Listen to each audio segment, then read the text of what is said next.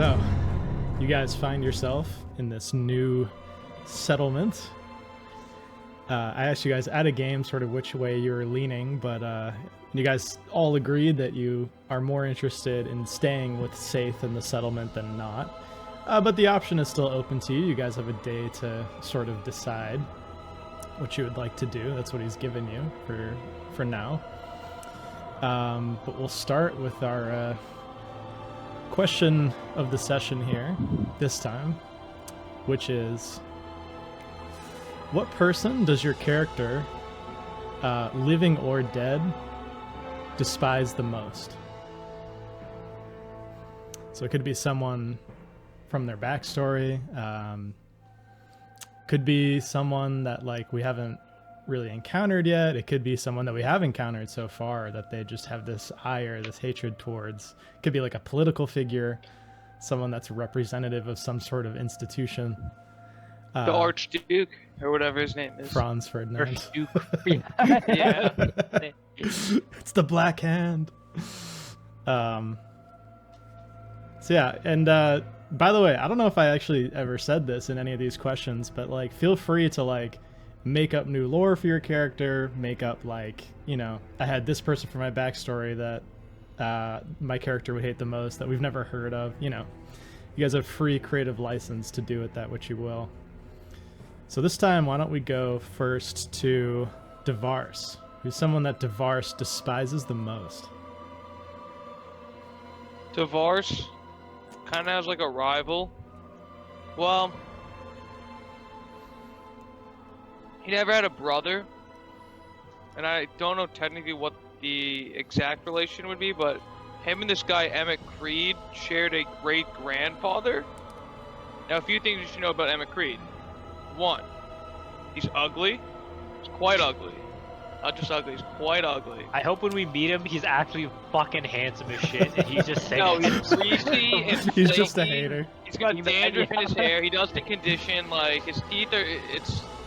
He's ugly. That was the only thing you should note, actually. The cult just took him in after Devars left, and he basically just like took my place. It's kind of like who Devars could have been if he sticked with like that life. And so like they just have that natural rivalry and hatred.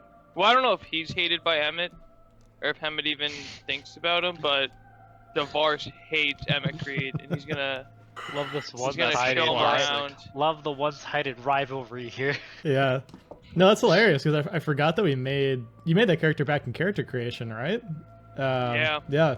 I totally forgot about that character. Yeah, it's cool. Devars never forgot. It's a great foil character like they have in fiction. You guys are similar in some ways, but like very different in others, which is dope. Because I'm gonna crunch him like a ball of aluminum foil. That's what I'm gonna do to him. Use every single arcana you get just to kill him. That's awesome. Why don't we go to Lilyheart next? Who does Lilyheart despise the most? Well, I'll answer this in two parts. First part is what Lilyheart despises the most is more like, in terms of who, there's not really that many who's, it's more of like institutions and mechanisms in place that he hates. He hates the entity of the Great Underground Disposal Company. He kind of hates the like more militant forces of what is the capital city called, the big city? Bastion. Yeah, Bastion. That's this place. He kind of just hates how like the law just let these corporations just walk all over like the people in his neighborhood, and then sided with them, essentially like arrested everyone for being revolutionaries. But I think if Lilyheart hates anyone, it's himself. I knew it. No I was gonna shit. make a joke, but like That's deep. He somehow is out here. He didn't have the power to help his people he still doesn't have the power to help the people like his brother who's in prison. He just feels very weak and kind of despises himself for that. That's why he was definitely intrigued in joining that guy, or like at least he was interested in. Sorry, I'm pulling up my notes now so I can actually remember names. God, where's this? Captain Coral. Captain Coral. Close enough. Karemo. Karema. Yeah, Karemo. Why don't we go to Marcel next? Who's someone that so- Marcel despises? He doesn't despise a person. He despises the people that chased him out of his like adoptive father's antique shop. He had to, for those of you who haven't heard Marcel's backstory, he was adopted, or he was like taken in by this guy, and he worked at an antique shop basically his entire life until he was an adult. And then one day he was just he noticed people following him in like black robes and masks, and he came back to the shop one day, and the shop was raided, and he's pretty much packed up his life and like started running because he didn't know who these people were, and so he doesn't know who they are, but he hates them. These mysterious people that are hunting him down. Why don't we go last to Bakara, who's someone that Bakara despises? So in the spirit of you saying we can make some stuff up here, Bakara hates very specifically a dead person, actually. A person that him and his revolution way back in the day, the person they ousted from power and murdered. His name was, let's just go, Alejandro Batista, and we hated him a lot. Everybody did. That's why we made the push for the violent revolution. And I would argue it worked, because we killed him and replaced it with revolutionary government for a short period of time until. Yeah, that's dope. Oh my god. My camera collapsed. I thought your camera died again. I was like, there's no way. Let me get it on more even footing.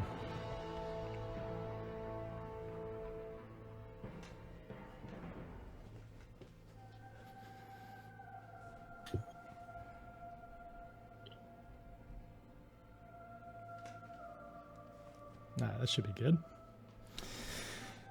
Awesome. So we're going to start off this session exactly where we left off, but you guys have satisfied the conditions for advancement in this game. Oh, what does that mean? So the conditions for advancement for the next stage, which is called like a proven character, that's the name of the level, is you've survived at least one expedition to a dangerous place and returned to civilization.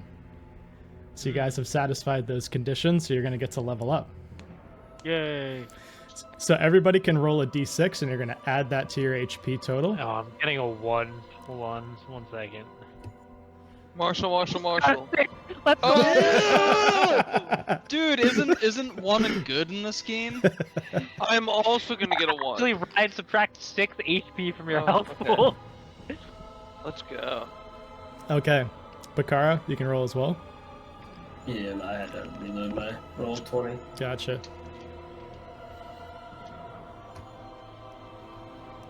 Alright. That's our hit points. You guys can That's add pretty those to good. your hit point total. Not bad. Overall, you guys rolled pretty well. Next. Am I a joke to you? Pretty average. Overall. Next, you guys can roll a d20 against each of your ability scores. If the roll is higher than your score, you're going to increase it by 1. The If it's current high- score or So the only time where higher is better is The right now. the score or total. the max? The max. If it's higher, okay. Wait, so you can just click the button next to it because there's no additions, right? Yeah, that's true. Yeah, you could. So if you the more Yeah, it that's fails, smarter, the better. actually. Okay, well, I want it.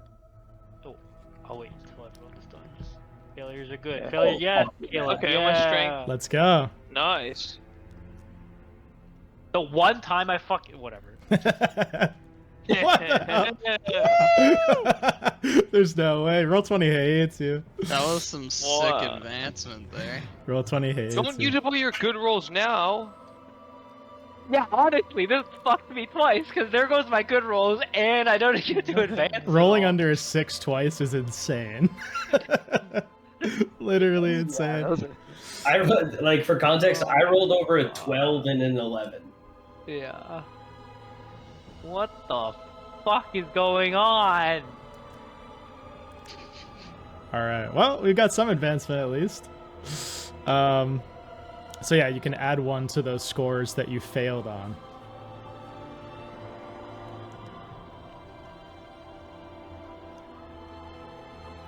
But that is just the in-game built-in like gaining experience. There are plenty of ways to increase scores, increase HP, increase like give yourself like powers and abilities in the game itself. It's all very horizontally, as we like to say, integrated into the gameplay, which is nice. So, all of you guys leave sort of Saith's longhouse that he has. It's sort of near this gargantuan tree that you guys saw that was sprouting up from the mangroves and seemingly off like into the mist above. It looked to be maybe like 80 or 90 feet tall. Just this huge tree that just becomes lost in the fog as it goes up. And now you head towards the dwellings of this settlement. And as you head over, Fitz turns to all of you and he's like, "They're gonna give you a root burrow now. You can stay in. It can hold some of your belongings if you're not here, and give you a safe place to stay, should you choose to stay." And there are these 2 women from this tribe that head forward. They lead you down into the roots itself of the settlement, and there's this like hole in a tree that is going to be your temporary residence for the time being, and it's called a root burrow. This is what it looks like. Let me reveal this.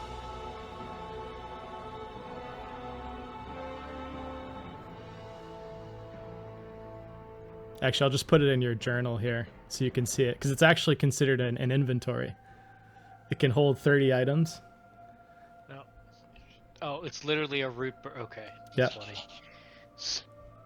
But as you guys go down, it's like a pretty large space for what you would expect, and like literally living in a mangrove root type situation.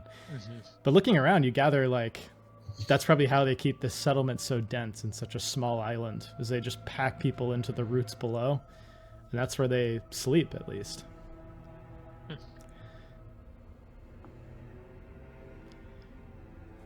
And Fitz turns to all of you and he's like, "If you need anything, I'm at the burrow next door. They are going to expect you to work for the food here. Nothing comes free, it's all communal. So choose a time and you can work 2 watches today for them. That should keep them happy. They usually eat kind of late, usually around like 6-ish. So around when the sun goes down, you can find me or whoever. They'll lead you to where you need to go." And he heads to his little burrow next door to yours. And you see inside his, he has like dueling pistols. He has some bags of powder shot. Oh. He has what looks like a sail that he's torn from a ship Perhaps the loyal watcher that he's using as like a privacy flap in between burrows. And he has a traveler's chest.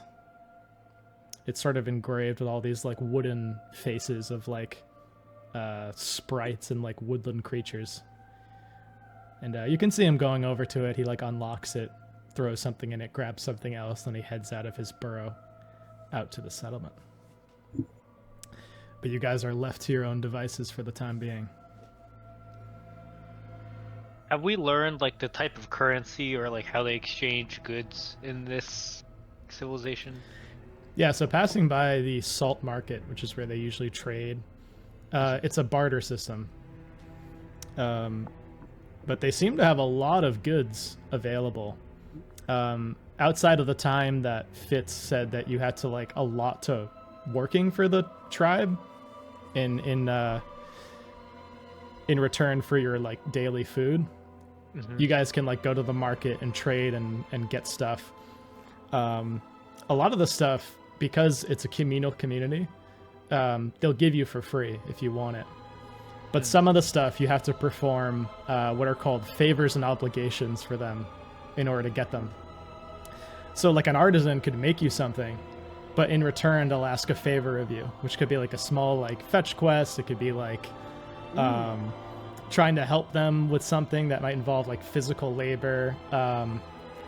It might involve like defeating a creature that is known to them or is pestering them or otherwise giving them issue.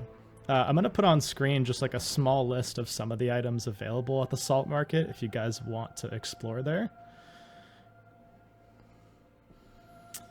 But this is by no means like everything they have. These are just some of the more common things. Beasts.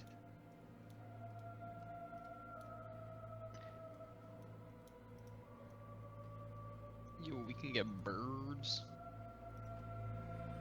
Dude, that'd be sick. If you're like a semi-beast tamer type of person, that's crazy. I have like nothing. I should have traded that rug. Yeah, so we'll say Rich. for the final part, I think you guys ended up leaving the first watch to come here. So we'll say as part of that first watch, you guys can do any like shopping you might want to do.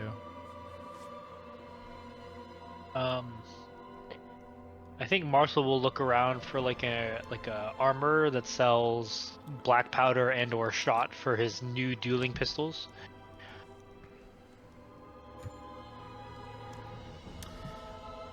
Yeah, you do find one person that looks to be selling powder shot. She's like this slender woman with sharp eyes, and you see she has deep scars running down both of her arms.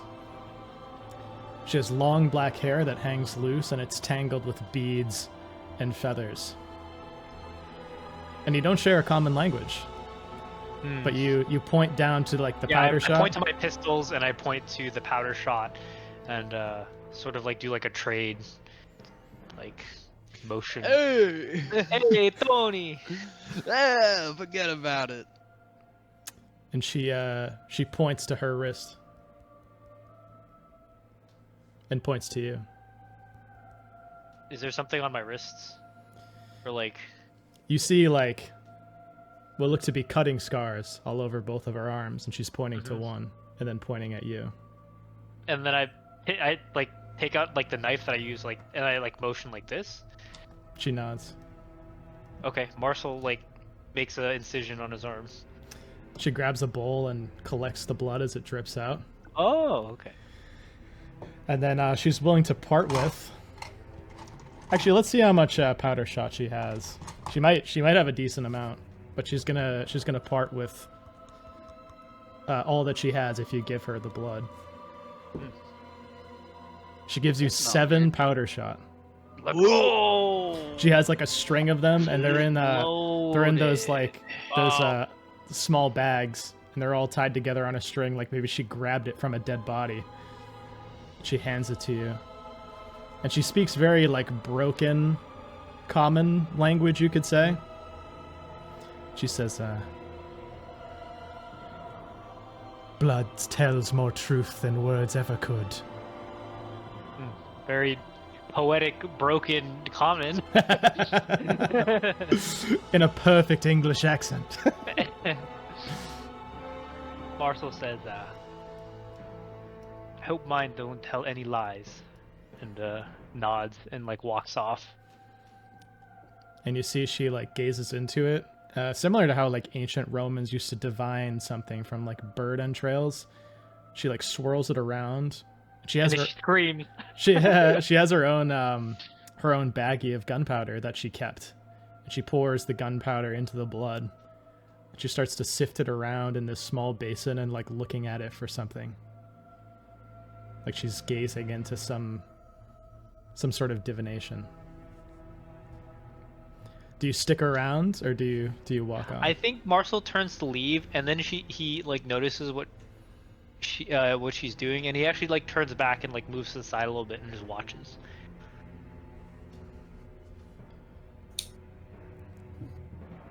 Your future is written in red. You can try to escape it. But the blood, always know where you will go. Sacrifice. This is what's coming.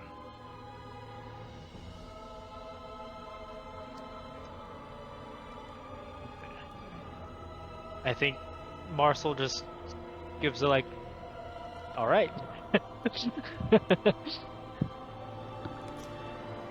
And heads back. Okay. Anybody else gonna make some purchases? Oh yeah. Possibly. I think Lilyheart's gonna look to see if any of these people have like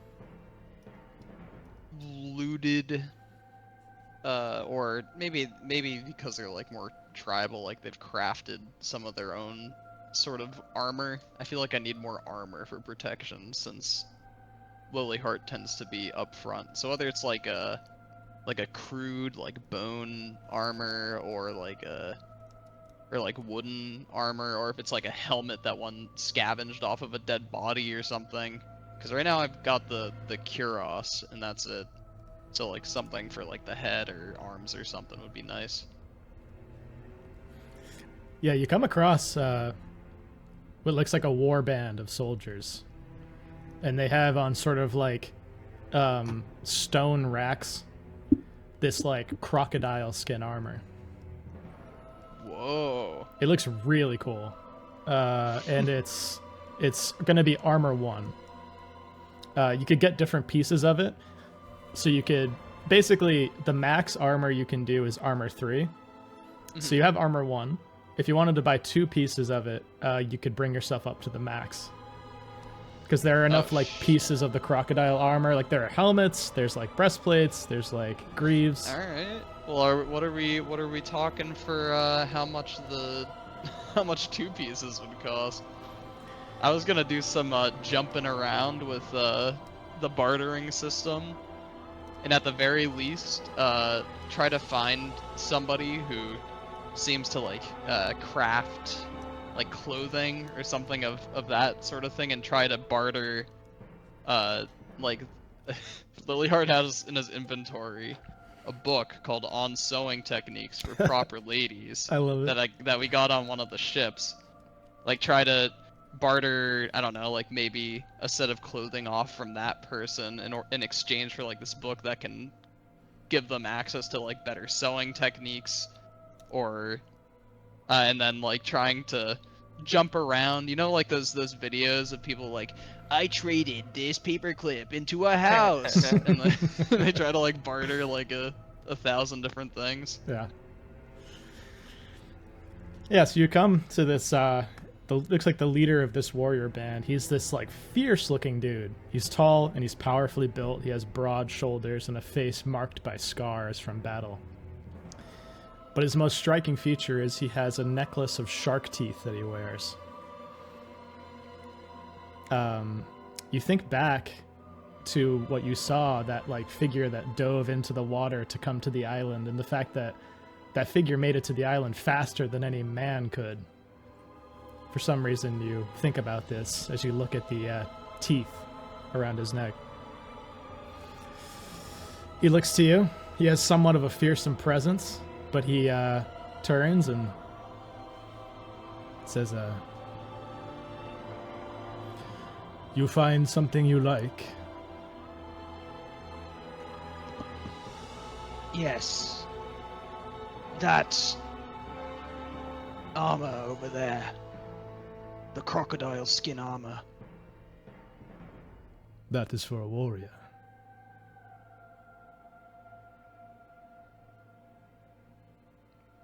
Are you a warrior? I try to be. Have you done your shift of work yet today? Or have your hands remained idle? Gift of work.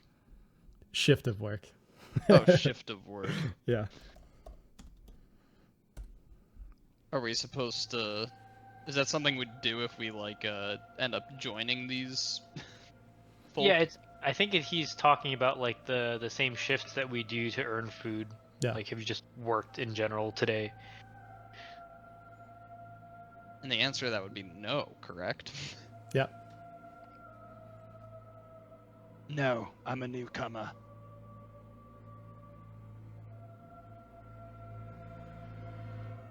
Very well.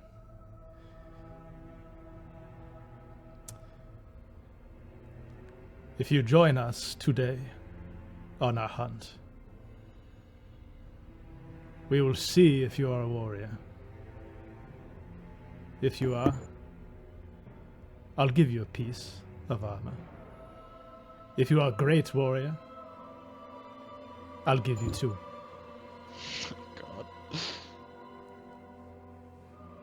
Is there any way I could also volunteer to go on this trek? I think we'll all just honestly go hunt. Honestly, That I sounds like the fun. idea of Lilyheart just like delving in and going like full tribal eventually. So like Lilyheart could even give his Kuros to you at some point. Bakara, and like just go delve into like this full tribal gear, just look like unrecognizable at some point.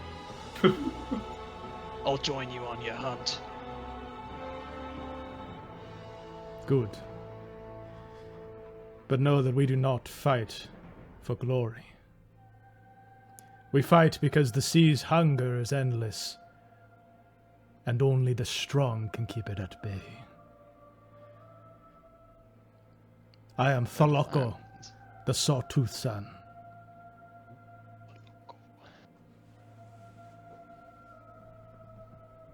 I am Liliard.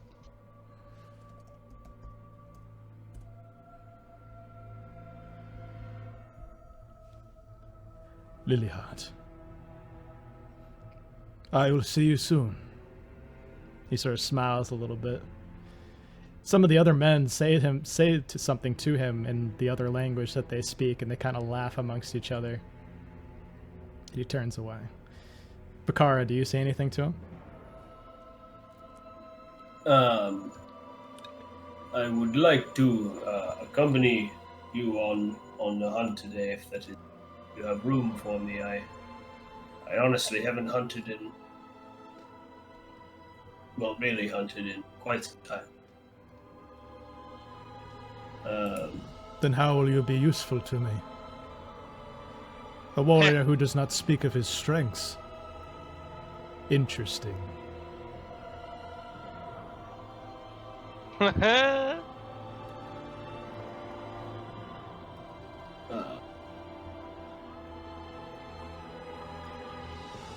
Yes, it would be good to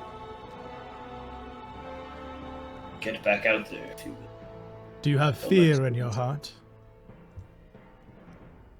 I If have you not had hesitate, fear the in my sea will heart for claim you. years.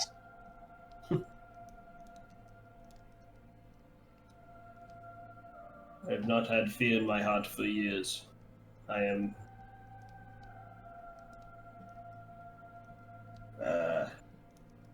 apathetic to it. Fear in the heart makes you prey. But shark teeth in hand makes you a warrior. He hands you a few shark's teeth. I will see you soon as well. Loose shark teeth. Loose shark teeth. Right. I gotta try to turn that into something of use for me. Yeah, we'll say actually it's like a necklace of shark teeth. They're threaded together with like a twine. Ooch. Does anybody else want to approach Thalaco about the hunt? There's also no. like there's a ton of vendors as well, so I want to go to another vendor. I'd like to go to like a vendor though and do some trading. okay. What would you like to get? Well, I have a flintlock pistol. I don't have any ammo for it, so I was thinking I could trade that. I figure like that's gonna be something of decent value. So I was hoping maybe I get like a few things with that. I don't know how much it would go for with the bartering system, but maybe like a bird and like a tool or something. Which item? Well, how much can I have a flintlock pistol. Oh, okay. So I was gonna try to like barter with that to get like to see what I could get with that. I don't know, cause it's not really usable to me right now without ammo. I still have my mace. I figure I'll get some other useful stuff. Yeah, you head over, and a pistol is going to be quite valuable for these people. You head over to this like old dude. He's like this small, wiry man with weathered skin and eyes that like gleam with wisdom. But you see his fingers are crooked from age. But despite that, he seems to be moving with a surprising amount of precision as he carves these protective charms from bone. And you sort of go up to him because he's in this central mat in the marketplace, and like you see that they're talking to Thalaco. You figure this guy might be like the head of the market, maybe like an elder at least. But you head up to him and he says, You wish to trade this for something? Yes, we've come here. We're friends with Benjamin Fitz. Fitz, And, yes, I know him. I spoke with him. He told me to come. He said you should go right over to that man over there and trade with him. So. Yes, I am Toxie. Toxie the Elder. You wish to trade this pistol for something? Yes. I am out and about on the island often. I heard that I could get a good deal for this pistol. It's saved my life numerous times. Oh, I'm it looks divorced, quite by the nice. way. Fine make, yeah. He sort of shakes your hand like, and it's odd. He doesn't know why he's doing it, but he just. Oh, okay. It looks a fine make. Well, I could get you a few things for this. You have your eye on anything?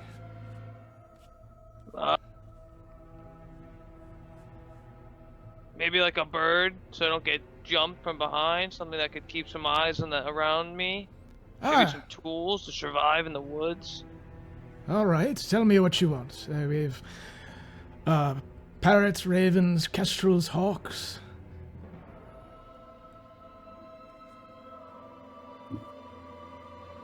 Probably a hawk. I mean, come on. And he sort of Let's goes. not kid around.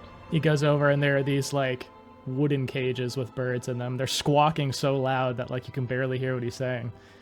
And he pulls one out. Ah! Here you are. Oh, sick. May I ask what that symbol you have on your person is? Is it the brand he's talking about, or? He's pointing at the other snake symbol that you have on you. Oh, the dead snake symbol. Is that, do you know what it is depicting? There's a snake right here you can see, and did he get that from the cult, or was that was from the cult, right? Yeah.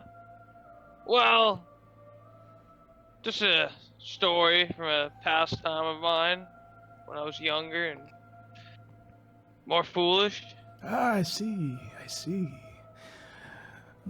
There is a witch in this village that would be very much interested in a serpent iconography. Her name is Which, Nagosi. Yes, she's somewhat of an outcast. Here, she doesn't have any friends. But you could be her friend, or you could just part ways with this for some favor on her end, I am sure.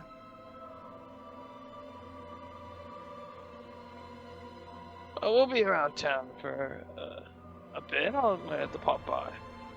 Thank you. Yes, good meeting you. If you need anything else around the market, you come to Toxie. I know everyone. I've been I here also for need years. some oil for my lantern. Ah, that I'm not sure if we have. And I'm gonna roll a luck roll to see if they have it. Come on. So it's considered a rare item here. Oh, it is? Jeez. Tox, hook me I up. rolled a 6. Ah, yes, I do have some. Oh, fantastic. I suppose I can part with this for what you've given me. I am very much going to like this pistol. He hands you some oil for your lamp, so it's going to be 4 hours worth. Oh, nice. That's sick. We'll be seeing you around now, and I'm gonna take off with my hawk. Nice, and he sort of like waves as you go and turns back to his charm carving. Is there anything else you guys would like to do before you hit your first watch of work? I don't think so. I think I'm good. Are there any other like warrior dudes hanging out around? Yeah. There looks to be about Beat them up. there looks to be about like 5 or 6 that are milling around where you first encountered Thalaka. Okay. Can I just go up and chat with them and see if they can give me any insight into what it is that we'll be hunting and any like I don't know, little bits of advice that they may have for someone who's new, like not hunted whatever they're about to go hunt Yeah. or whatever I suppose we are about to go hunt. Yeah, you walk up, and a lot of them don't share any language with you. But there's one that shares some language. It seems like Thalako probably knows the most. But this one guy comes up. He's like a similar build to Thalako, but he's missing an eye. And instead of like covering it in any way, it's just a socket, and it's just festering over time. And he says, "Tooth. Protect. Spirits given us. Yours. Keep you strong." He's looking at your shark tooth necklace.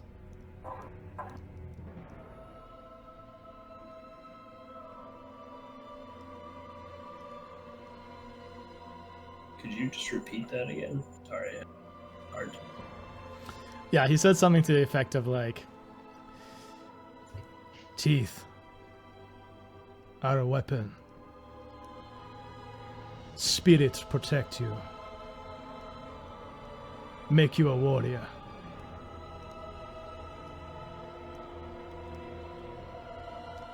Okay, I will have faith and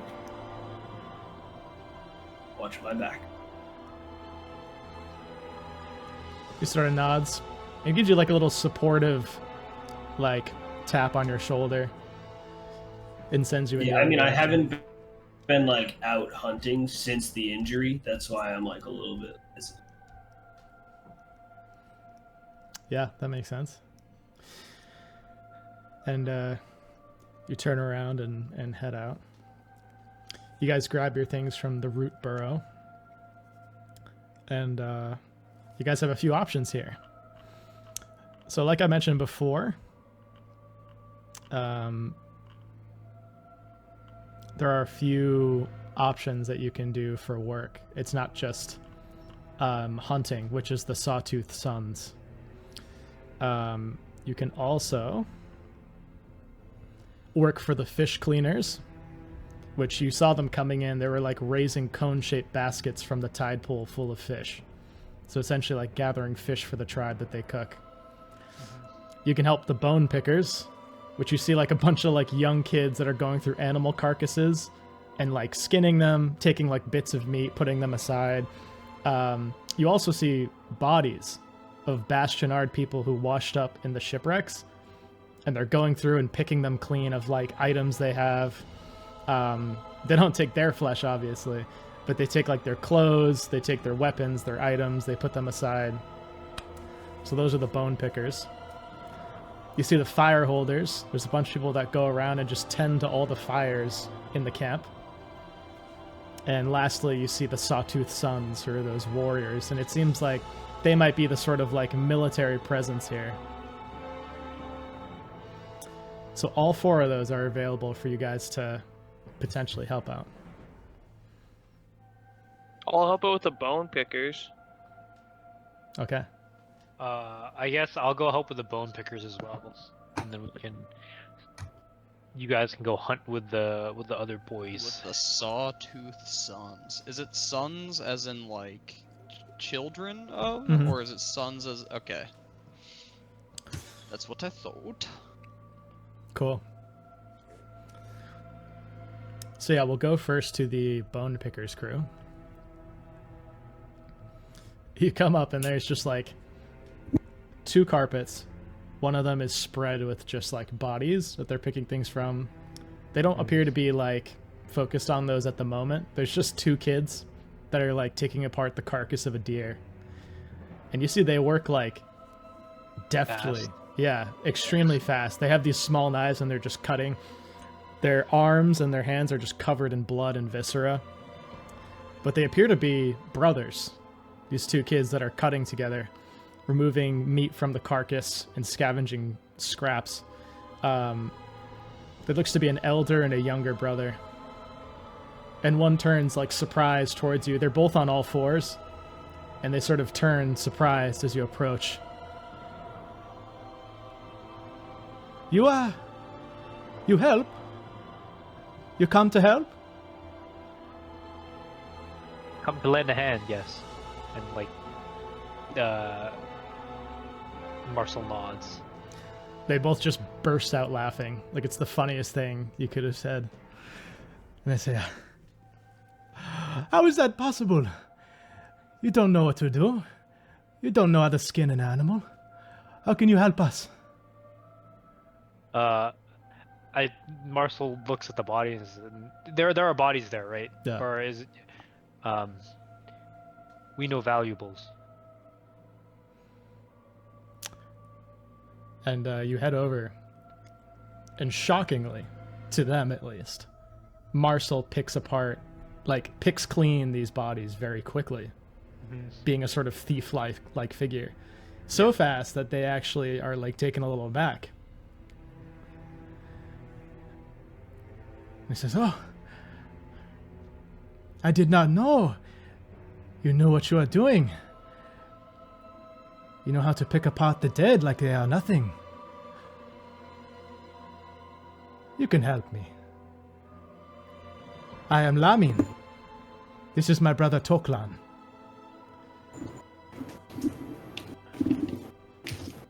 Hold on, let me write that down.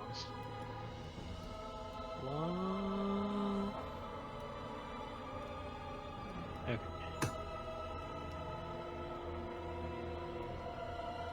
Okay. It's strange, isn't it?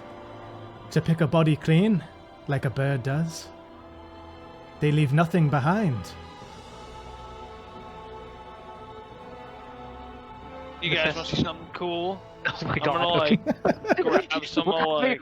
having like a conversation.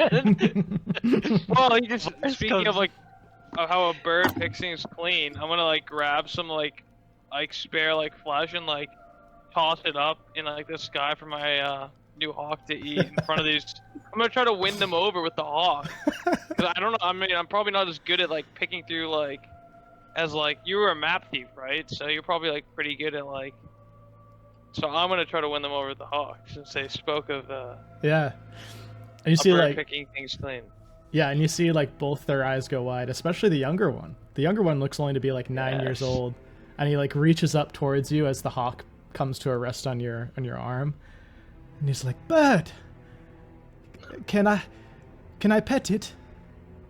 This bird?" Sure. And he starts to pet What were it. the And what like were their names? Lamin and Toklan. I'll put their names in the chat.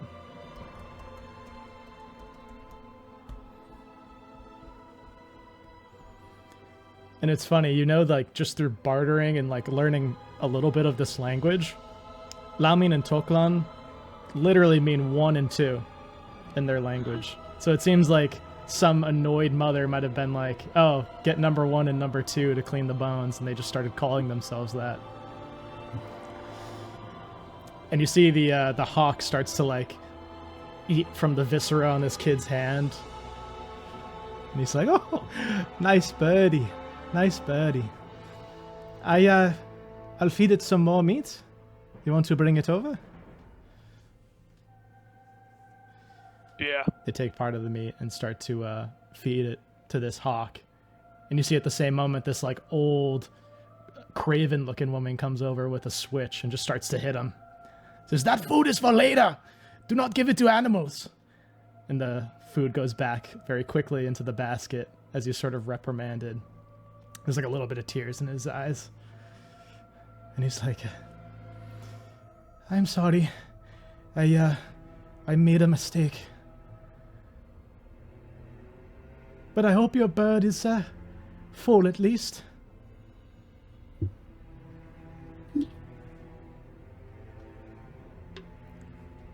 Well, we'll let you guys get back to work. We don't want anyone else to get upset, and we'll just handle taking apart the bodies over there. And I guess we'll leave these boys too, and we're gonna head to the bodies to like search through, I think. Okay. Yeah, you guys head over. You see that they're like hanging out. They're picking apart this carcass. They're like joking with each other as they do so and like playing games. But it's kind of like messed up a little bit. Like they're like doing stuff with like the blood and the viscera. That's a bit strange. But they're like little kids, so it kind of, they have a little bit of leeway, but they don't seem to be mentally right in some ways. But yeah, just sifting through these bodies, you take off this like waterlogged foreign garb. It appears to be like cloaks and dresses of these people that are like non-Bastionard. They'd appear to be from some other culture. You find a sodden leather wallet in one of the guy's pants. You find this barnacle-encrusted old almanac that opens up. And in-game, an almanac allows you to predict the next day's weather. So if you wanted to do like a travel to somewhere, you could predict what the weather is going to be for the next day, which could be very useful. And you find just like sand-coated old boots. But you know that part of the bone picker's job is to set this aside for the tribe. Yep. But, you know, I'm not going to tell you guys what to do. If there's an aspect of that that you want to try to hide and keep for yourself, that could also be an option. Meh. Can we just use the almanac now? Yeah. Yeah, to try to predict the next day's weather patterns. Yeah. That's smart. Yeah, let me grab my dice.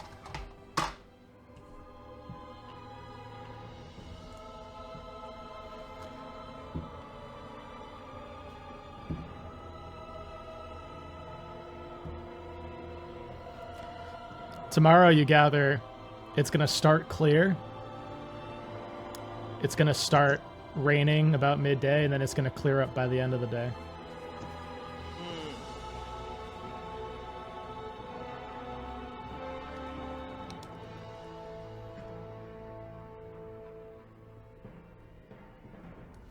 you gather rain is very common here as well.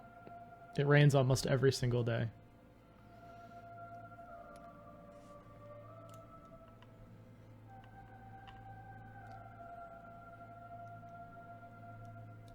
It's good to know. Could come in handy. Knowing that. It could. So we'll cut from there to the Sawtooth Suns. You guys head out beyond the settlement, and they start to head up towards the ridge line, sort of close to where the church was that you guys were near. And Thalako actually motions for them to avoid the church and to go around. Do you guys say anything to them? Fight big blanket monster.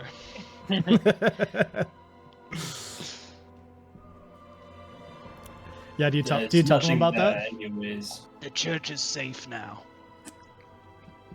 What do you mean? Thoroughly. Our group encountered the creature inside. You encountered it? You mean you defeated it? Well, Yeah, we know we did. our group did. I must admit that I was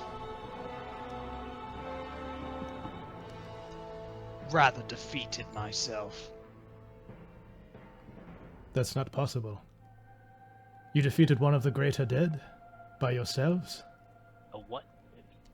Oh, yes, we were able to best it using combination of group dynamic and is this the place we were using the grenades? Yeah. Is this the thing we killed the And grenades? fucking explosives. And explosives. As I always say, violence it works. How did you even get inside the church? It was guarded by a sable sphinx. Oh, that thing! I Manther? think it. The man there.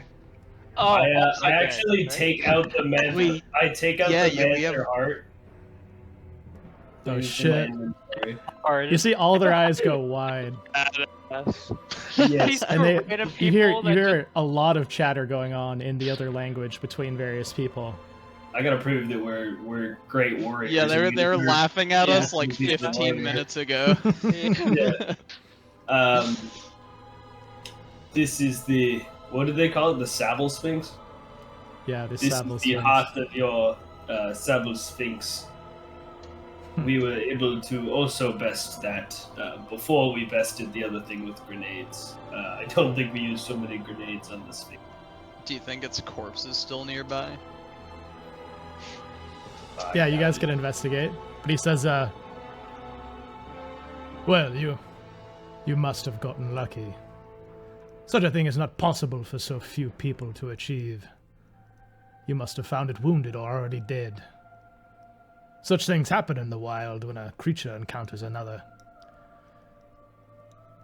Either way, if it was wounded or not, we are the ones who finished it off. Sorry, I was gonna make a white savior joke, but I decided against it. Coward.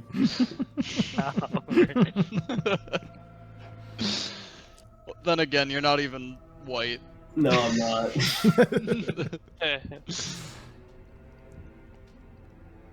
Well, I guess we will still have to show you what we are capable of out there on the hunt today. But here's an idea.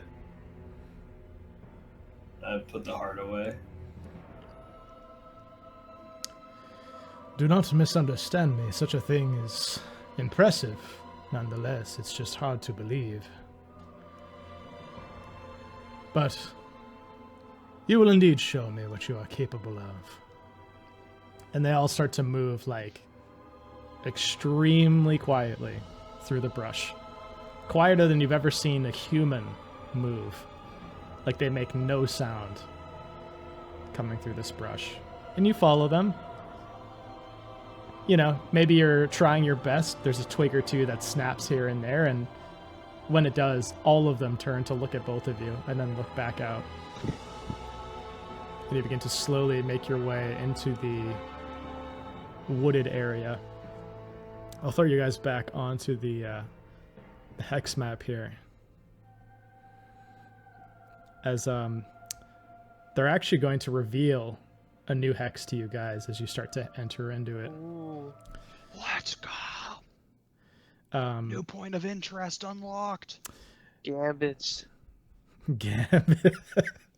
This is a new gambit. New gambit unlocked. New gambit unlocked. Yeah, they start to head into this new hex that is also extremely quiet, just like they're moving. There's a thick fog that's perpetually shrouding this forest of rotted cypress trees. There doesn't appear to be any animals here, nor does the wind blow through the trees. It's this eerie stillness. And standing amidst this forest at various intervals are a dozen statues made from a deep brown wood. And you see by their feet there are these like offering bowls. Some of them are empty, some contain food, some contain coins and even jewelry. But I'll reveal this hex for you right now. This is what it looks like. Oh, I can't see it. It didn't pop up. It's kind of small, but There's a little baby hex. but if you zoom in on It was the same. if you zoom in on the map, you can see it better. But yeah, these like statues of figures. You see there are a dozen of them arranged around. They all stop. And you see ahead of you, this deer begins to cross towards the edge of these statues. It's not quite entering the circle where they are, but it's like heading around the side of it. The men appear to be like ready for this shot. A lot of them actually, instead of having spears, they actually have long guns. They look similar to like an arquebus, like an old, basically, style of like a sniper rifle. It's a long single barrel, and they hold it there. But Thalako takes his gun and hands it to Bakara. Alright, I was gonna say, yeah, I don't really, unless I'm gonna throw my saber or throw a blunderbuss at it, I don't know what I'm... If it enters the circle where the statues are, do not take the shot. And he just leaves it with you. There's like some wadding, some powder, and a small ball for the bullet. Now show me what you did to that Sabo Sphinx. Let me see it. Well, quite frankly, I doubt this deer will be attacking me, so I won't probably be able to use my saber like I did on that man. Or Sabo. Mantha. This mantha. Yes. That Cannon. cougar. So he said don't take the shot if it enters the ring, but it hasn't entered the ring yet? That's right. Yeah, I'm So, guessing like, it's you- like sacred or something. Just don't. Alright. So, but, I mean, does that mean I can kill it right now before it enters the ring, or should I give it the opportunity to enter the ring if it wants to? Yeah, he means take the shot now before it moves closer. Alright. I'm ready to rip out a shot at this bad boy. All right, so you're going to roll a dexterity save to try to hit it from this distance. You guys are far away, and there's a lot of trees that are blocking your exact line of sight to him. Why don't you roll a dexterity save for me? Nice. Nice. There's Big the save. loud crack of the gun as it fires off. And you actually know this style of gun called long guns from being in the Southern Kingdoms. Frequently, a lot of cultures there use them to shoot birds. They're very popular amongst bird hunters, but you can adjust in this moment to fire upon a larger target. and you fire. Why don't you roll damage for it, which is going to be a D10. Sheesh.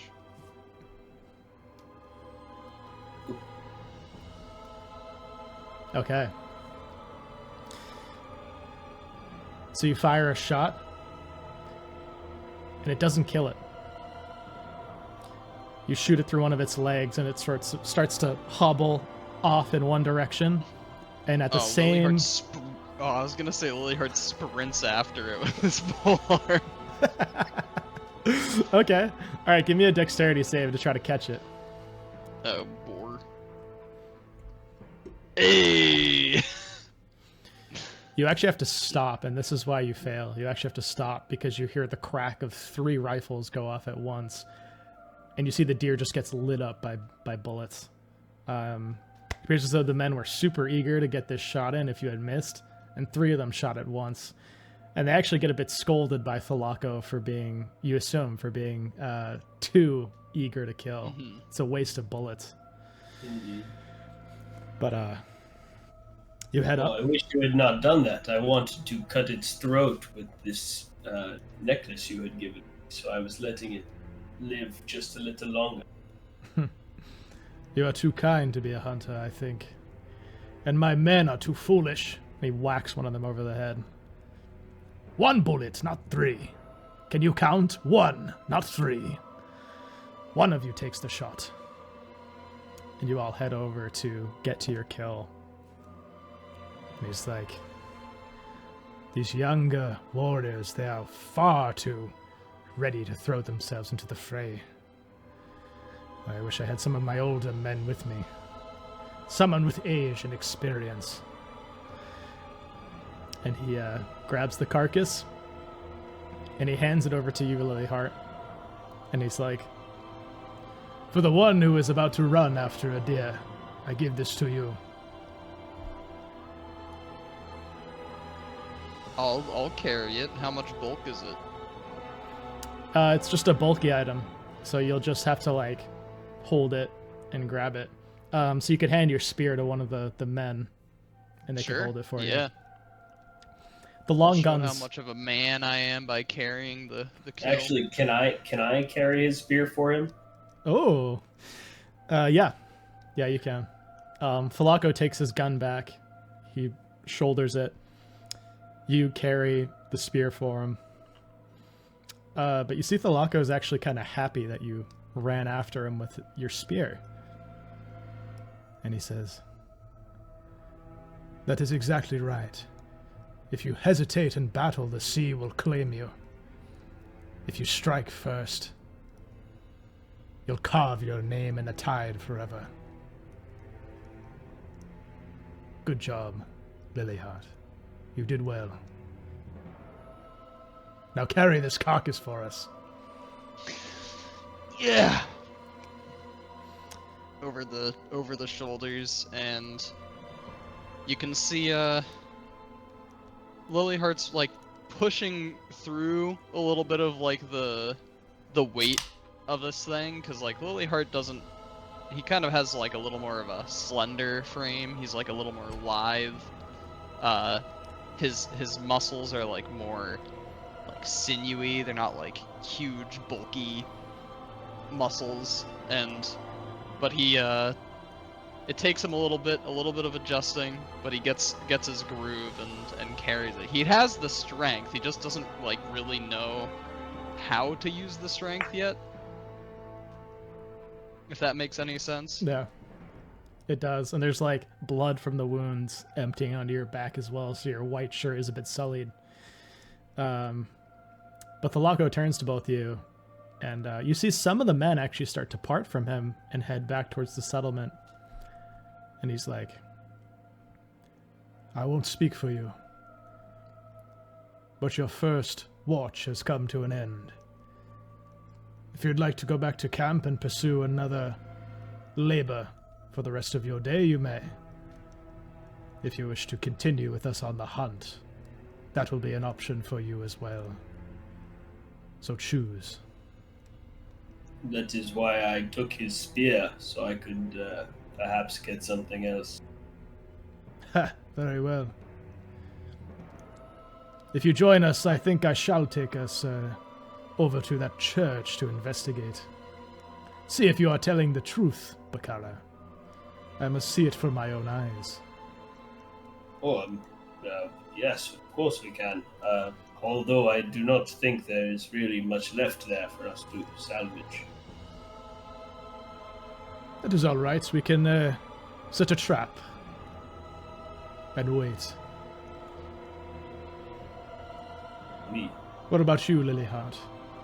What is your wish? There's more prey to be hunted. We'll need to tie up the first kill. Make sure no animals get at it. You are thinking ahead, my friend. Just give it to Mathla. He'll take it back to the village for you. Right.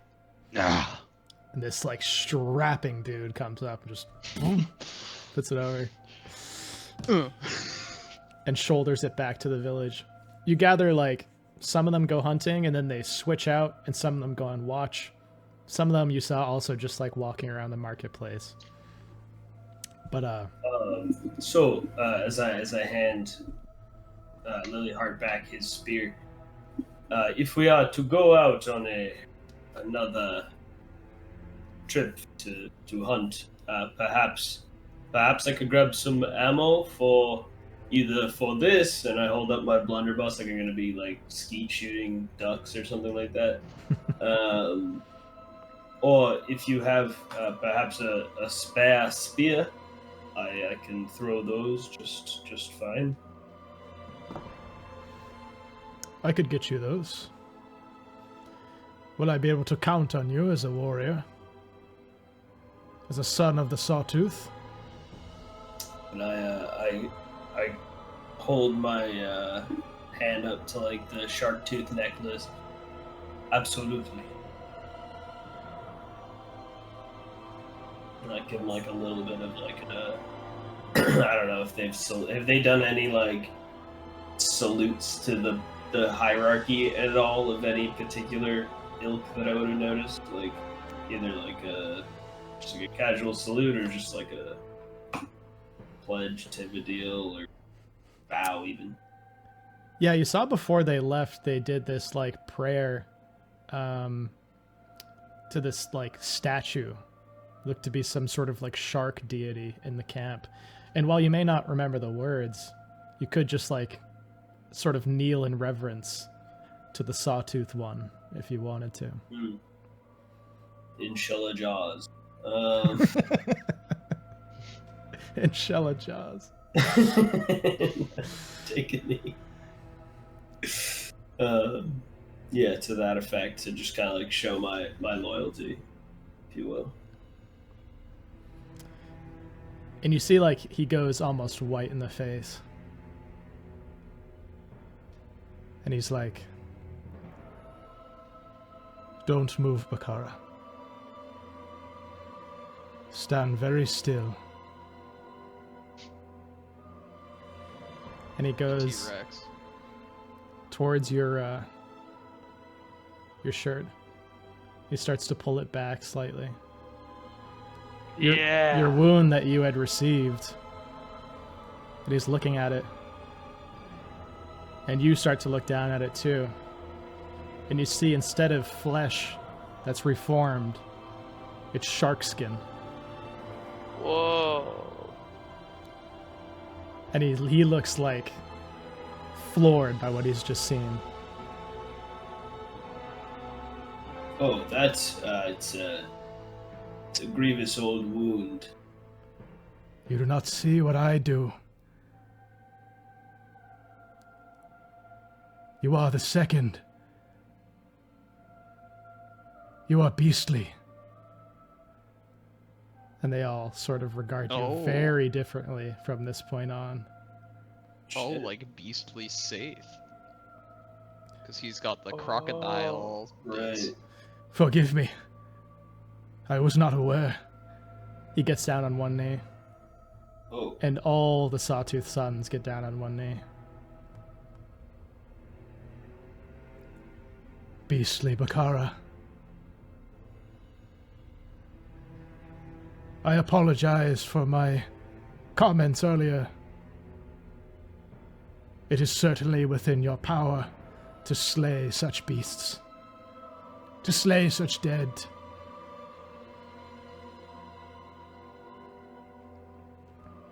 And he rises up, and the rest of the Sawtooth Sons rise up in unison.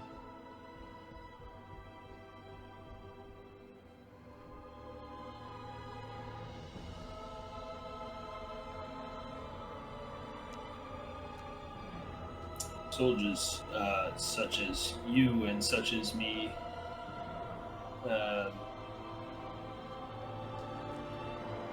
do not need recognition or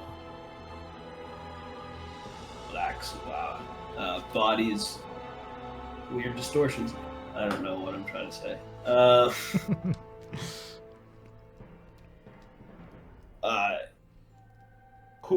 Who is the first that you spoke of? The leader of our village, Beastly Saith. Oh, shit. He is the one other since the ancient times that has received this honor. They all look extremely confused, but also extremely reverent of you. This is not common, Bakara. If you are not aware of this, this is a great honor, a blessing. It is a sign.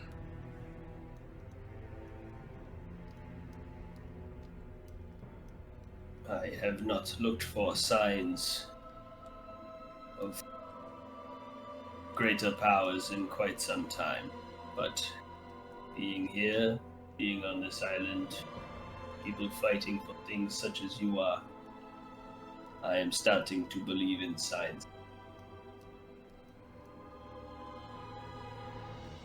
Well, the spirits of the beasts have blessed you. And they all clasp their shark tooth necklaces. And you guys continue. We'll now cut back to the second watch. So we got Marcel and Devars. I'm gonna plug in my laptop real quick, but why don't you guys tell me what you would like to do for the second watch? You can choose to change, or you can stay with the bone pickers for another watch. Tyler, new batteries, who dis Finieri. New batteries, who dis? What were the other options? There's the fire holders, I believe. They're the people who tend to the fires. Yeah.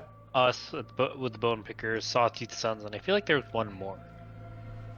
I don't remember it though.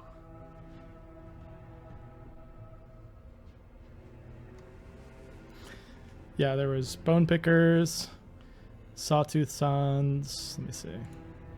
The fire boys. Fire holders and fish cleaners. Fish cleaners, that's what it was. Yeah. I think I'm gonna stay with the bone pickers. Okay. I'll go to the fire keepers. Holders. Holders. The fire holders. Yeah. All right, so we'll start with you then. We'll start with Devars heading over to the fire holders. You see this new figure you haven't encountered before. He looks to be like in his early 40s. He's this lean, like stoic man with deeply lined hands that bear calluses on them. And he sort of has these like wooden masks that are arranged in sort of like a almost like a leather strap around his chest, and he's just has them around, and they appear to be grotesque. There are these like snarling faces, jagged teeth, hollow-eyed, look like devils on his masks, and he just is working in silence over by the fires. But interestingly, you see as he moves from fire to fire, he takes his fingers, he puts two of them down towards his thumb, and his pinky and his ring finger up, and he just blows through the hole that he made with those 3 fingers. And you see the fire moves itself from one brazier to the next. It almost like hops from one to the other. He goes to the next one, does the same thing. He blows into one, and instead of like scattering ashes and creating a mess, it just in an orderly fashion, just hops from one fire to the next. You've never seen anything like this before. This seems to defy physics itself, what he's doing.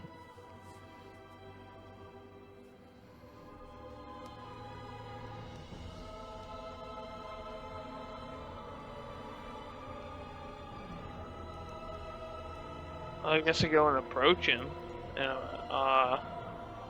well, hello, good evening. I'm here to help out with the fire holding. He turns. Very well. Clean those ashes. Yes, sir, I guess. I'll get right to it. You head over. He does appear to be like this very stern figure. And he's the kind of guy that, like, the first mistake you make, he's somehow right behind you, like waiting to point out your mistake. And the thing he keeps on saying is like, the dark spirits do not rest. The fires must be kept lit at all times. Do not fail. We are counting on you. And just goes back and effortlessly blowing new fires into a couple braziers. Excuse me, what is this type of magic called? I've never seen this before.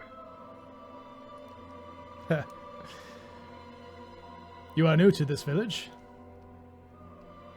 Yes, Beastly Safe just introduced us. Well, I am Amathla, the mask maker. And I have made a contract with the fire holder. So I now wield the powers of fire.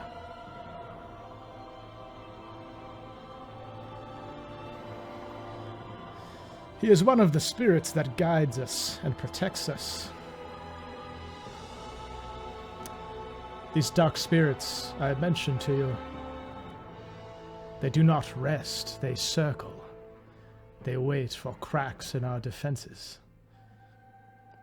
These masks I have on my body, and the flames of the fire holder keep them at bay.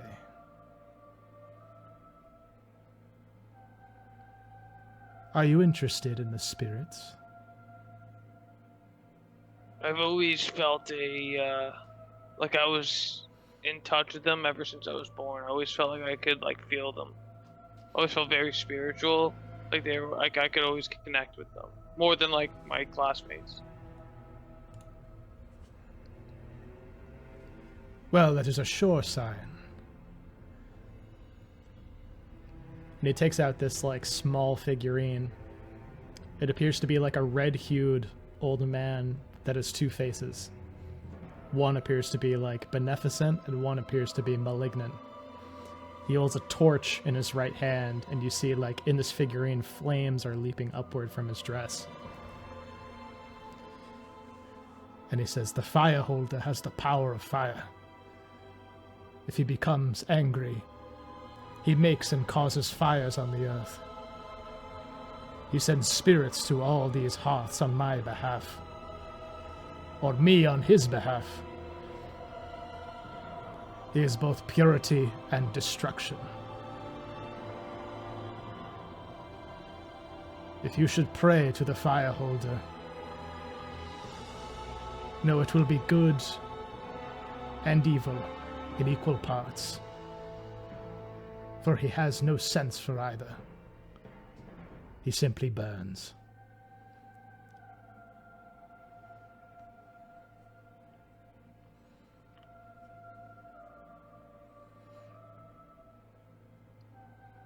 So being a shaman interests you then?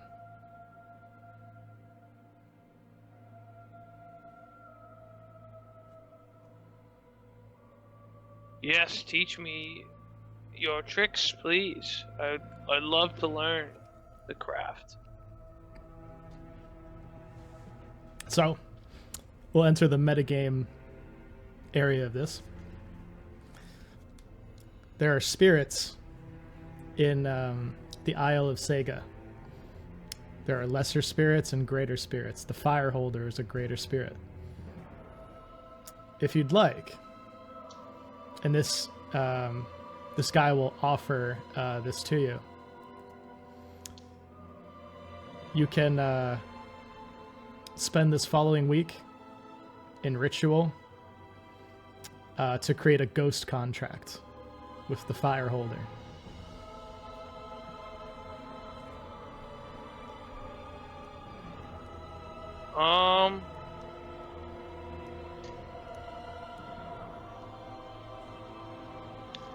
What are the downsides of this contract that you signed? Anything I should know about? Anything in the fine print?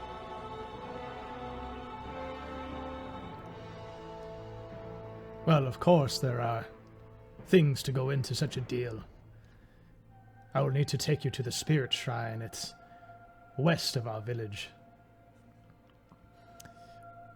And the Fireholder will ask something of you. You must be made ready. You must fast for a number of days before you approach the shrine. But once you speak with him, he will tell you the price. I won't remove my testicles, but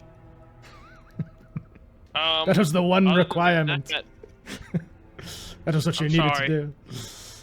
I've been down this road before, and I'm gonna have to pass it again if that's the case. But then I am all aboard to do this. Let's make it happen. Very well. Do not eat tonight or tomorrow. And we will head to the Spirit Shrine in 2 days hence. As you set up your little appointment.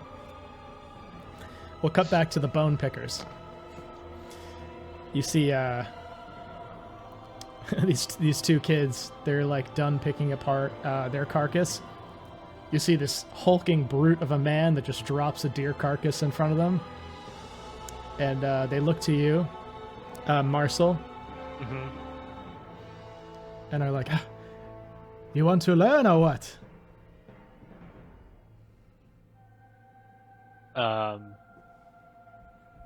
Marcel nods and says, "Teach me and I'll teach you tricks." And then you see Marcel like spin like probably like a coin between his fingers, like when he looted off the body, and then like makes it disappear with sleight of hand. I need to learn that. That is amazing. And then he flicks the kid the coin that he looted. You must be a shaman. No magic, just trickery. And then he produces like another coin after he flicked it, like out of nowhere. And they're both like so thrilled by this. Teach me your. He says, "Let me see your knife skills." But yeah, they go through. They show you how to properly like carve the meat of an animal, how to clean it, how to dress it, how to prepare it for storage, which they'll later like resurface and eat. They use like various salts and things like that. And by this point, you've learned how to properly gain rations from a slain animal. Ooh, that's huge. So if you guys kill an animal or even a creature sometimes, you can basically get a certain amount of like hit dice worth of rations from it. That's honestly huge. Yeah. Great survival skill to have. I think Marcel will see them using the knives and like look at them slightly. Like he knows how to use a knife. He doesn't know how to use a knife to necessarily like carve an animal, but he definitely sees that the knives have been dulling, and he calls over Lamine, right? Yeah. And Toklan and says, "You have to keep your knife sharp for the carcasses. They dull over time." And he takes out. I wouldn't say he takes out flint, but he finds like a rock like that has the same like sandpaper consistency, and he just like sharpens the knife and like tries to teach them like blades have to be sharp. They have to stay honed. And this is good information for them to know as well. Like, you gather they probably would learn it over time, but being such young kids, they don't really pay attention to it at all.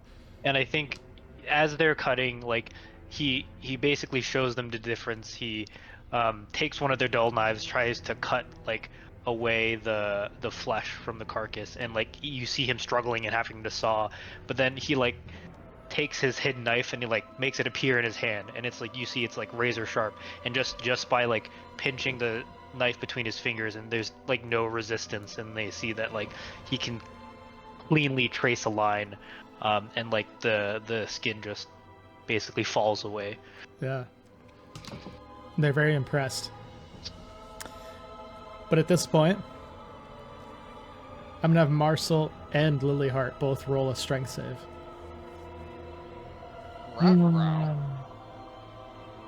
Yep, shocker. Oh, Shocker. We're at 5 now, boys.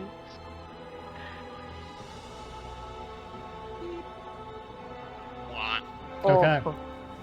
Not my day. You look down and you notice on your left forearm there's fungal growth. Huh? ew, you have a fungal infection.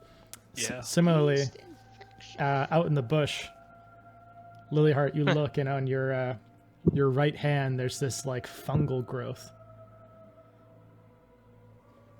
And both of you start to feel kind of like sweaty and hot.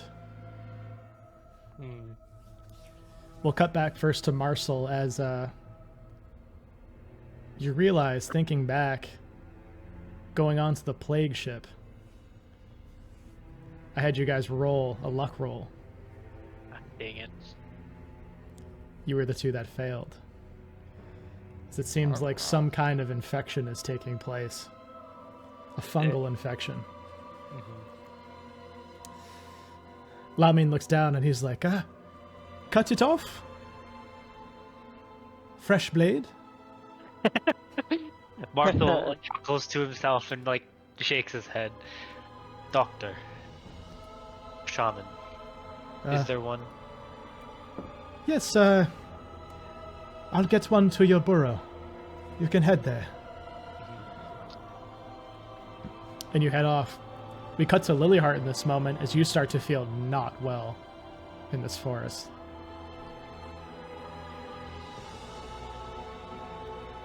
Bakara. What is it?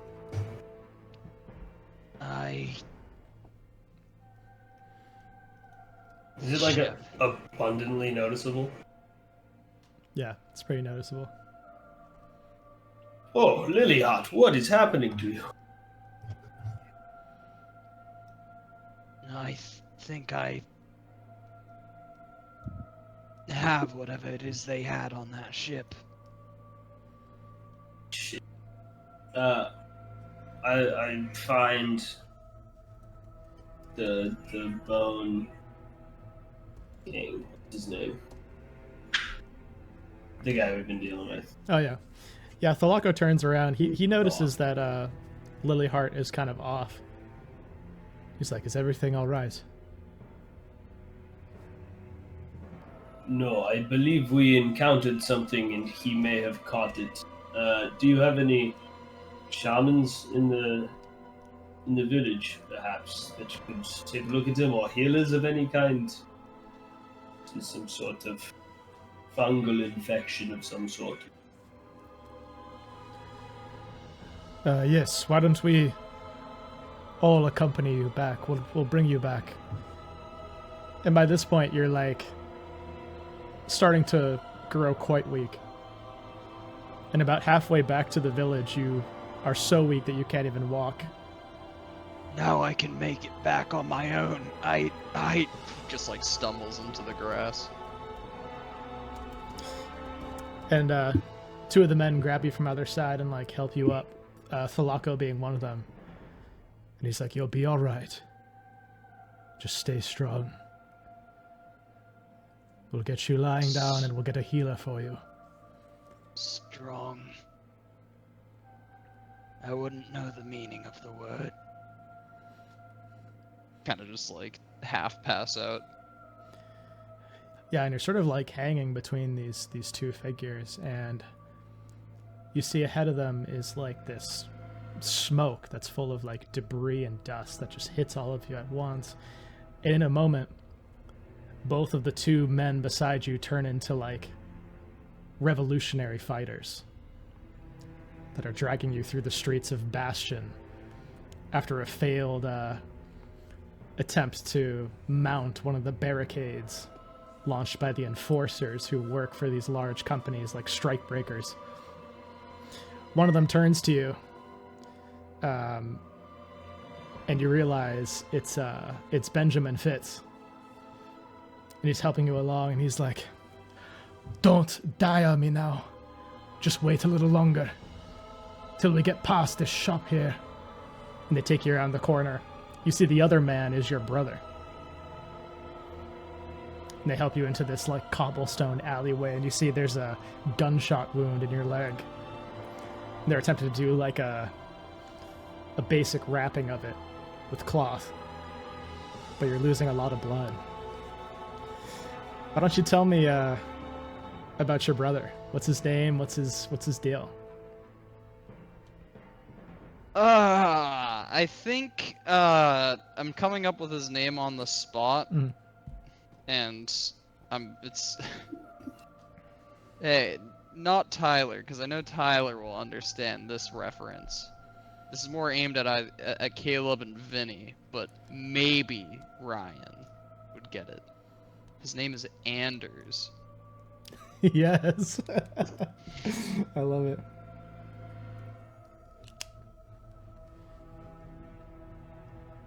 Let's see if either of you guys have some good memory.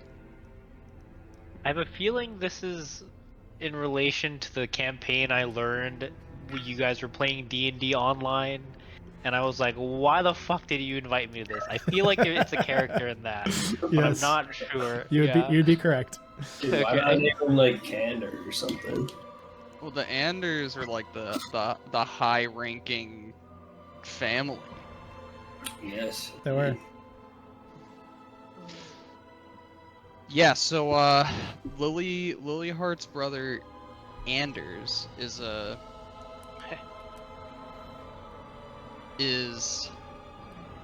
he looks very similar to Lily Hart, although he carries his posture higher. He's more filled out, like a few years older than Lily Hart. A lot more like I mean, they're all kind of like poor here in Bastion, or at least in like this section of Bastion. Like, we're revolutionaries. Like, the reason why we're revolting is because like we're poor and we feel like we don't have a voice. But he's like just a man's man, and I feel like he's just like grabbing Lily Hart from like the back of like his like suspender strap, and is just like dragging him off to the side to like a side alley. And Lily Hart, even though he's like kind of fading in and out in this moment, I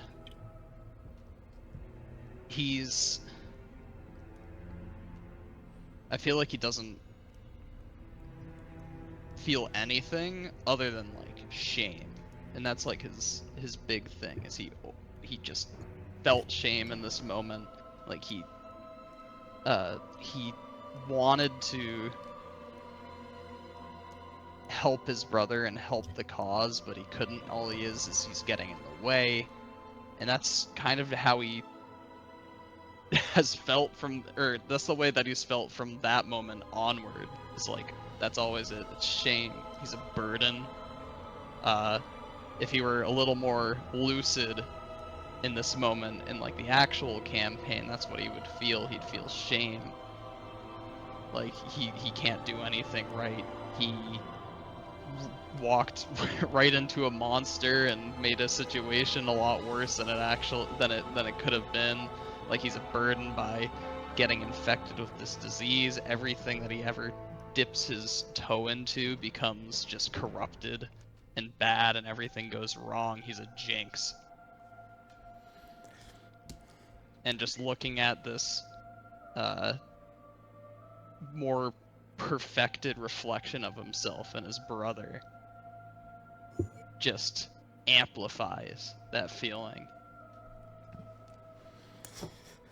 Yeah, maybe Anders picks up on this a little bit. And he's like, hey, keep your chin up.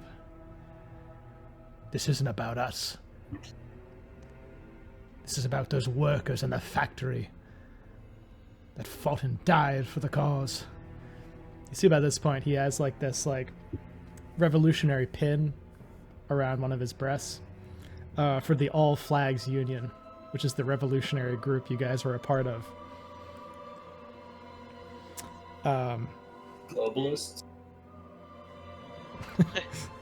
He All flag. Same. yeah, the reason actually for that, ironically based on what you just said, is that the members of all flags are meant to be unionized together, the people against the government. The motto for this union is actually, these are the downtrodden, the forgotten, the truant and the derelict, the sins of the last generation being paid by the new. They are rebels all. That's the motto of the All Flags Union. Fire. He says, I'm gonna need that in chat. yeah, I'll put that in there. I might co-opt that. Yeah, let me... IRL, but you didn't hear that here. I didn't say that out loud. Definitely not going to be a slogan in the future. Don't worry about it. That's a fire slogan. They're well done.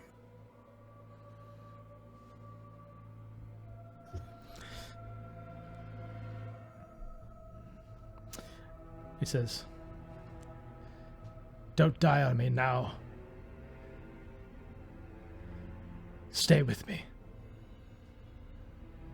Keep fighting. Don't give up. God damn it, don't give up. And he's like wrapping your leg. You see Fitz turns and his leg just gets blasted by a blunderbuss shot. This is why he walked with a limp when you guys met him. He falls down and he has like sort of blood and viscera coming from his leg, and he's like dragging himself along the cobblestone, and he just picks up his flintlock and he turns, and even in this immense pain, he fires and kills the strikebreaker that was coming towards you. But he's like collapsing into unconsciousness. You see your brother Anders turns and he just gets clubbed by a guy from behind. You see the black cloaks. They're not even hiding it, these strikebreakers. They're wearing company uniforms. One of them clubs your brother unconscious, and another one comes up and just clubs you across the face, and you both go under. The next memory you have is just of being brought through Mercy Prison by 2 prison guards and tossed into an empty cell. Some prison doctor coming to tend to your festering wound that's now grown gangrenous. That took all this time up until now to even get better. And we cut away from there into Marcel. Walking back to your root burrow, you collapse not 5 feet in front of it and fall down. You see like various people of this native population come up and they start to help you. They're like helping you into your root burrow. But you see flashes of an old study. You see an old man that seems to be like bathed in light, and like bookshelves in the background. And he's like, What do you mean you want me to sell the shop? I'm not retired yet. What would I gain from such a sale?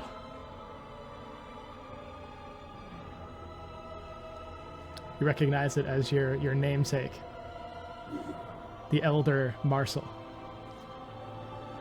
You. Is he talking to me, or am I in the room? Yeah, he's talking to you.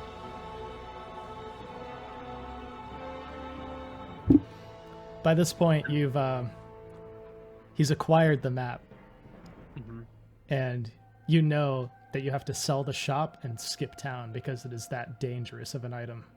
And he's refusing to acknowledge it. You listen to me. That map, I've done some research, like you told me. Like we always should in an antique shop. It's valuable. And I don't believe it's safe to keep it here. You need to run, or we need to sell it. I will not run or sell anything. The rusted key has been in our family for generations. You notice he says our family, as if you're a member of it. Why would I give it up now? After what? A letter, vaguely worded. You not see the seal on the top right. I will not sell it. I will not. That symbol, you know as well as anyone, signifies something that we should not mess with. That letter is an omen.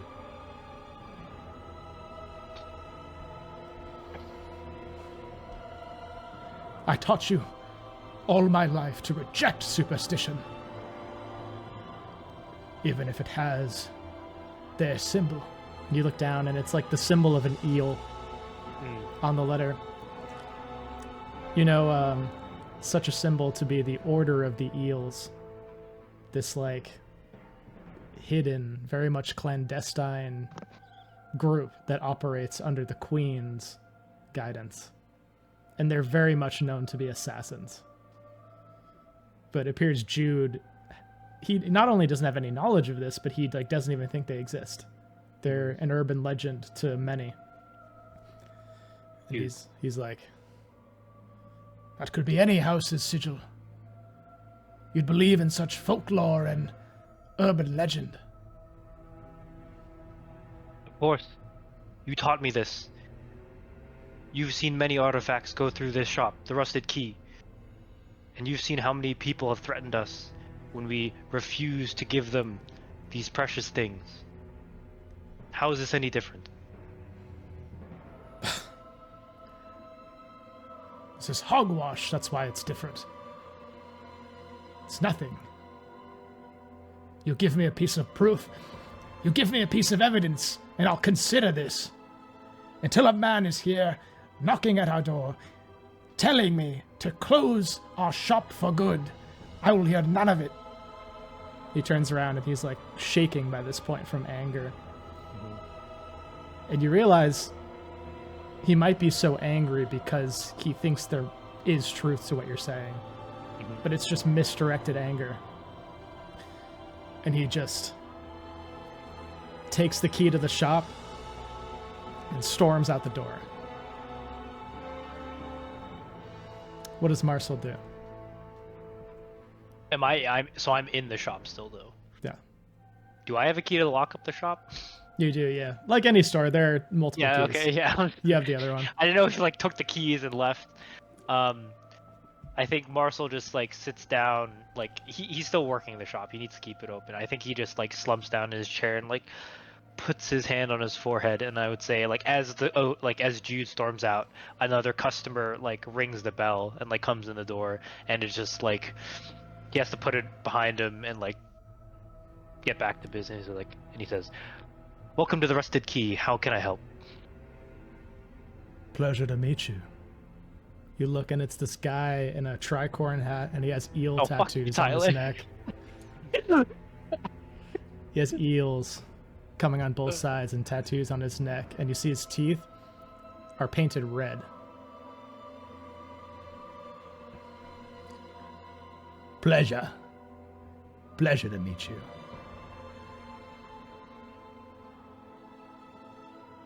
Likewise, are you looking for something in particular?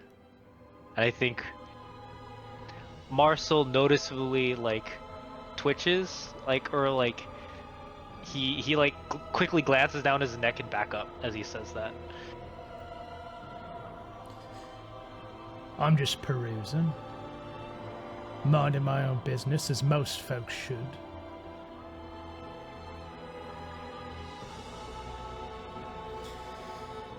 You got a soft spot in your heart for the old man? Have you got him to come around? I'm not quite sure which is you're implying. That's my father, and of course I have a soft spot for him. Is it your father? That's what I've heard on the street. But the records don't indicate that. Records indicate you're a foundling from an orphanage.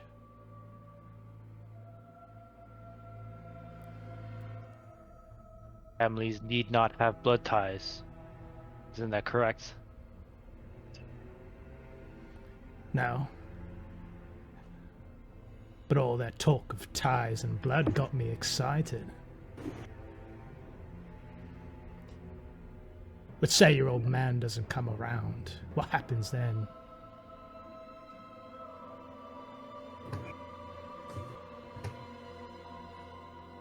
What are you implying? I'm not implying nothing. Just that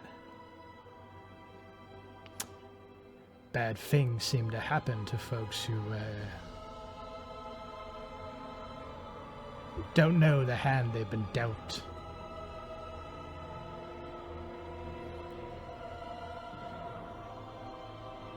You've seen my records at the orphanage, I assume then? And you see where I am now. Some people can make do with a bad hand.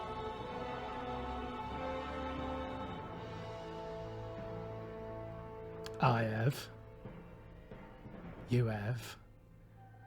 That's for sure. It's something we have in common, you and I. Come up from nothing.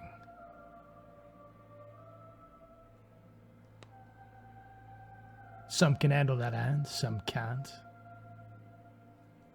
You intend to see it through, then? Because you're about to see a lot more of me than you've ever liked to in the past. I thought you were like reaching to like motioning, like the character is motioning for something.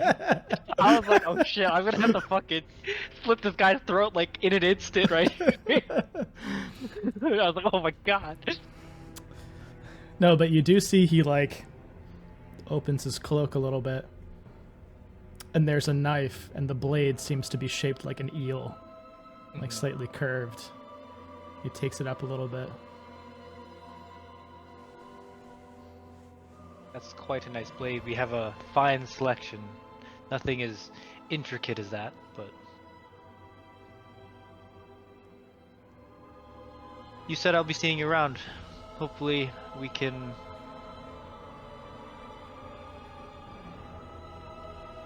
avoid any confrontation. We're just an antique shop here after all.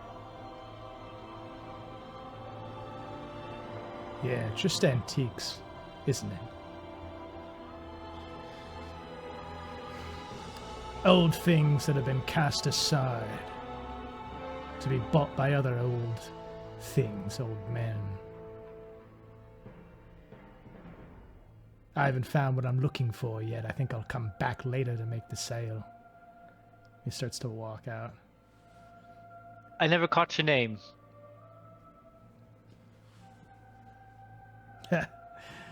My name. My name's Jude, wouldn't you believe it? And he closes the door to the shop, the little bell rings. Not but a week later, you're walking down an alleyway in Bastion, and you see a shape, prone, by like a trough for horses.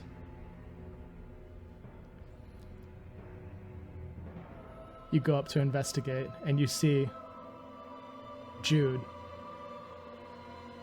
6 stab wounds across his chest, bleeding out in the alley, bled out in the alley, and just multiple bottles of liquor in both of his hands, like he's some common dreg. And you know Jude never drank a sip of alcohol in his life. And here he is, set up like a drunkard who fell into the alley and got stabbed by some debtor.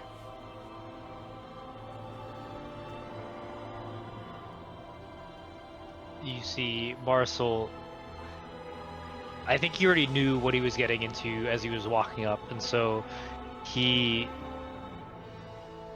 kneels, closes Jude's eyes, takes off his cloak, takes his pocket watch, puts it in his own pocket, quickly grabs the map, and like locks the rusted key and like hangs it around his neck. Like it's a necklace. And then skips town. He recovers the map from wherever he knew his father put it and sticks it like Nicolas Cage style in one of those like document tubes from National Treasure and just skips town. And like I think as he leaves, he like takes one last look and like flips the "we're open" sign to "we're closed." Oh. And you see right in that like little sliver where the door meets the wall, there's just a piece of parchment with an eel printed on it. Maybe you take it inside and crunch it up and throw it away. But you gather your things and everything you can. You gather the scroll case, but you also create a copy to leave there. Yep. I was about to say, yeah. Yeah. Tell me how he goes about this. Does he like call in a last minute favor to get a forgery? I would say, yeah, he knows, like, he lived on the streets for a while. He definitely knows some of his orphanage, like, brothers and sisters are working as, like, thieves, and so he calls in a last minute favor and gets a forgery of the map. And I think also he asks for a vial of like invisible ink that you have to like reveal with like heat or something, and on the back of the map he says "fuck you" in invisible writing and then skips town. Yeah, and we finally see what the map looks like. And it's this weird ancient looking parchment, vellum. And from one angle, it looks like 13 angels sprouting from a spring.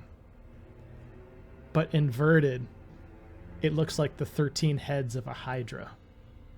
Oh. And you gather it is either extremely holy or extremely blasphemous, Yeah. depending on which way you hold it, and to which group.